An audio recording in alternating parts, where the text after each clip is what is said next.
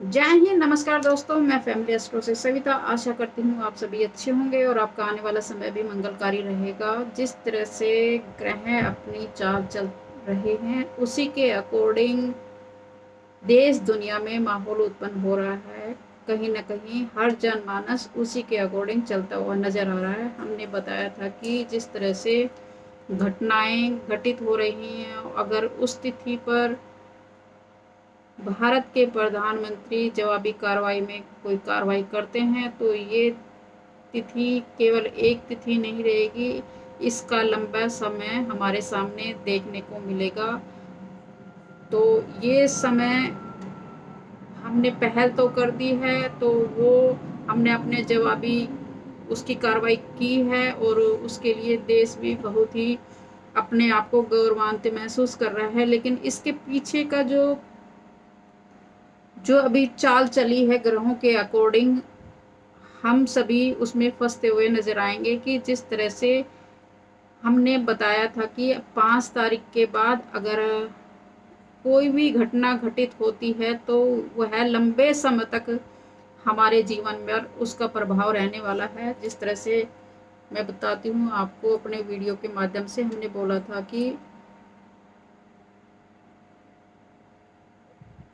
आप देखोगे कि जो परेशानी वाला समय ज्यादा हमारे सामने निकल कर आ रहा है वो 8 मई से लेकर 5 मई से लेकर 24 मई तक का समय है, जो कि काफी परेशानी वाला है। अगर इन तिथियों में हमारे सामने कोई भी परेशानी आती है तो वो काफी लंबे समय तक परेशानी देने वाली होगी, क्योंकि कोई भी एक घटना, कोई भी एक युद्ध स्टार्ट होता है तो आप देखोगे कि वो 1-2 दिन में ऐसे घटना घटित नहीं होती कि हमने आज घटना घटित की और अगले दिन पाकिस्तान हमारे पास आ गया।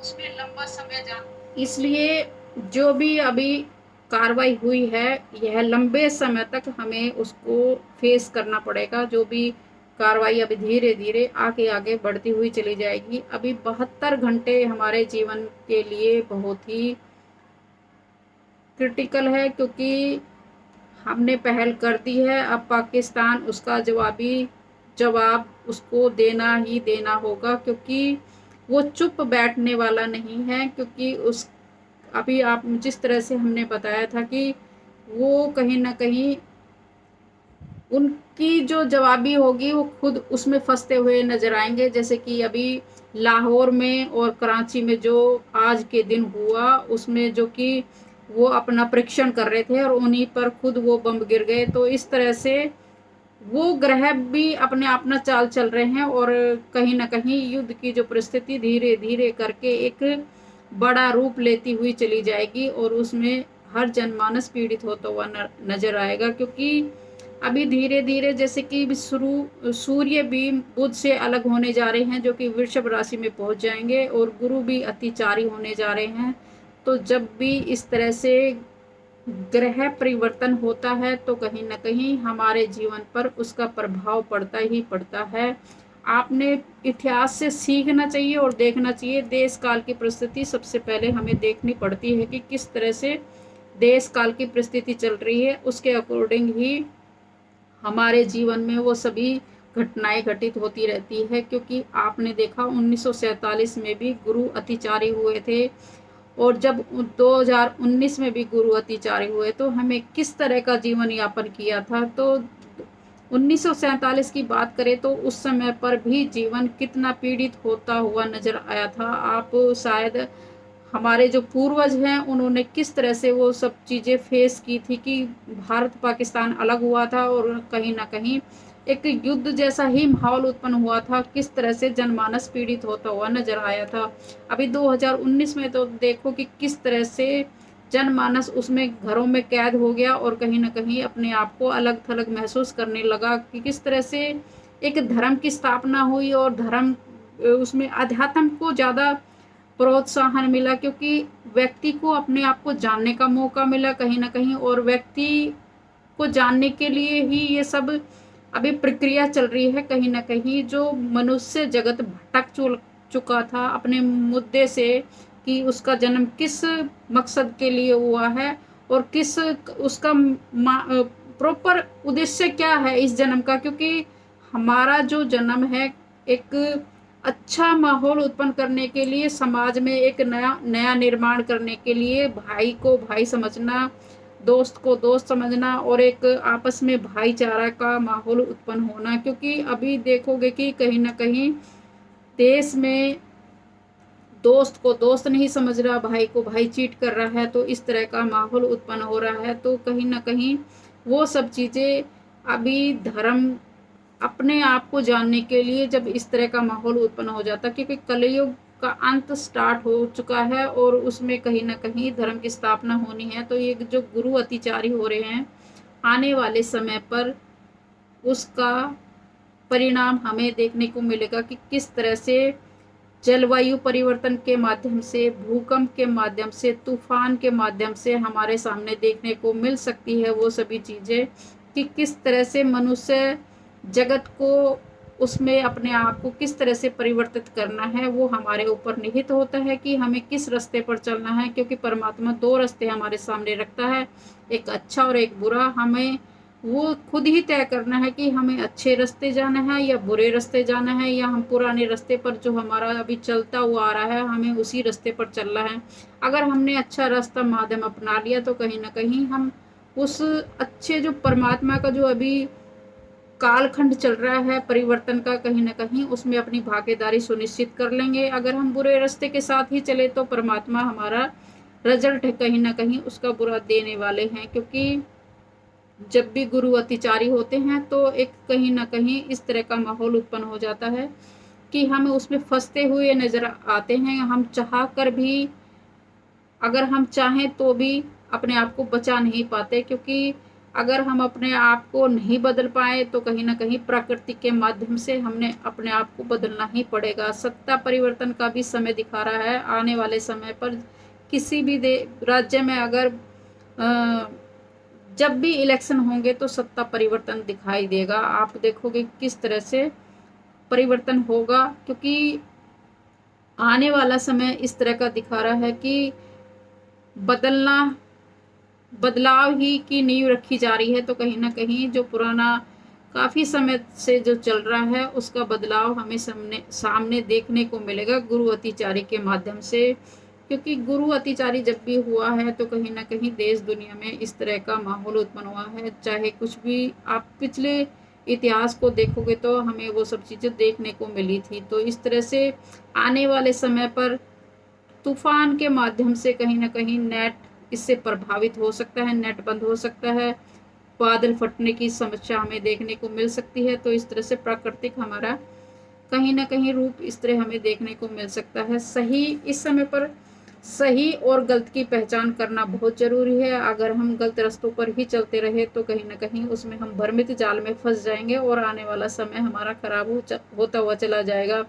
हमें धार्मिक गतिविधियों से कहीं ना कहीं बचना है, अपने आप को उन सभी क्योंकि आने वाले समय पर धार्मिक मुद्दों को लेकर कुछ न कुछ आंदोलन हमें देखने को मिल सकता है। क्योंकि एक संप्रदाय दूसरे संप्रदाय को नीचा दिखाने के लिए कहीं ना कहीं इस तरह का हथकंडा अपनाएगा कि हो सकता है हमें उन सभी हथकंडों में नहीं फंसना है, हमें धार्मिक मुद्दों में नहीं जाना है। क्योंकि धर्म को लेकर काफ़ी एक्टिव समय चलेगा तो हमें उन सब चीज़ों से बचाव करते हुए जाना है।